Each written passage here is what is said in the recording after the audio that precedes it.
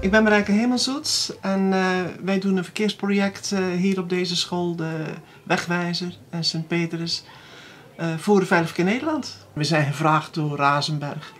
En Razenberg die is hier bezig met een constructie voor de N61. Het project heet Birdie, het verkeersvogeltje. Dus ik speel Tante Verkeersvee en mijn collega die is Birdie. Het doel is uiteraard het verminderen van verkeersslachtoffers. En daar moet je natuurlijk heel vroeg bij beginnen. En dan begin je bij de bron, bij de groepen 1, 2 en 3. Met het makkelijkste begrip is dus oversteken. Eerst kijken en dan rustig oversteken. Recht oversteken. Dankjewel. Dankjewel. Bedankt voor je hulp. Allebei. Snoeprand staan. Kijk naar links en kijk naar rechts. En komt er dan geen auto aan, dan mag je gaan. En dan vragen we, komt er iets aan? Nee, dus we kijken naar links. We kijken naar rechts.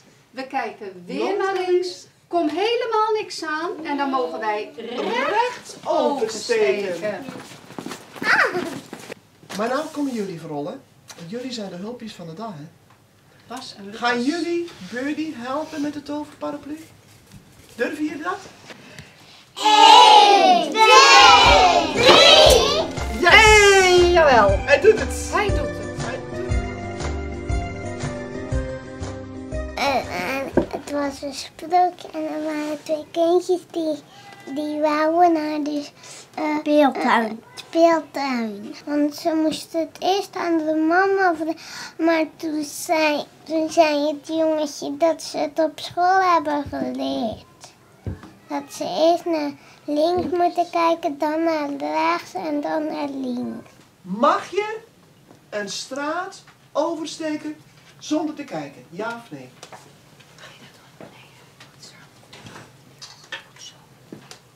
Toppie. Tuurlijk mag je dat niet. Dat wordt net geoefend, hè? We moeten altijd de straat oversteken en goed kijken, hè? Wat zie je?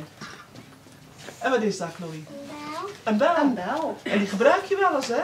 Ja. Als er iemand plots oversteekt, dan zeggen ze, even bellen, hè?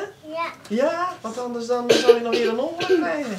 En de tante Vee zei het al, Razenberg, hebben jullie daarvan gehoord of niet? Ja. Ja? Nee.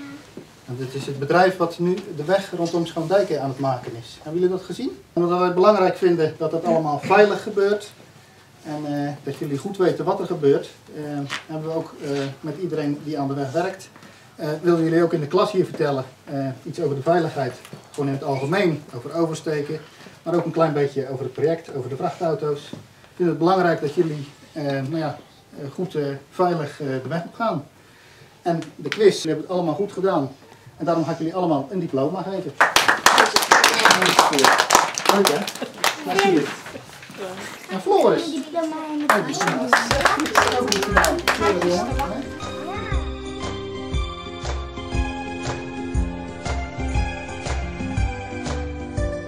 De kindjes die deden heel erg goed mee en ze waren stil. En ja, we vonden het gewoon een hele plezierige eerste start.